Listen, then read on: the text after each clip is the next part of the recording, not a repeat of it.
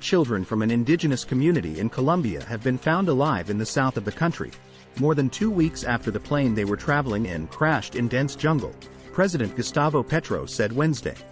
The children were rescued by military personnel, firefighters and civil aviation authority officials in the dense jungle of Colombia's Caqueta province.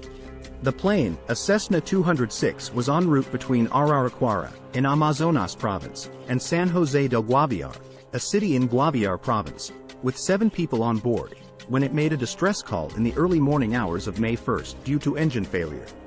3 adults, including the pilot, died in the crash, and their bodies were found on the plane. The 4 children, aged 13, 9 and 4, and an 11-month-old baby survived the impact. A large-scale search operation was launched to find the missing children, involving 160 soldiers and 70 indigenous people with jungle skills. Despite dangers from predators and armed drug smugglers, the search team followed clues such as footprints and scattered objects that gave them hope they were on the right track.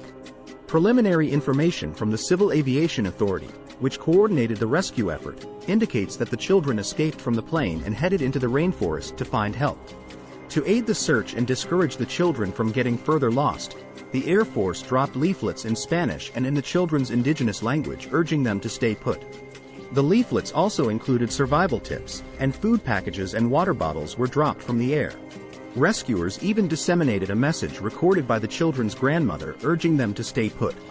The children's survival techniques were attributed to their indigenous heritage and knowledge passed down from their grandparents and parents. The miner's aunt emphasized the children's familiarity with the jungle and their ability to build shelters, identify edible fruits, and care for one another. Their resilience and experience have been instrumental in their survival in the jungle despite the poisonous and unfamiliar fruits.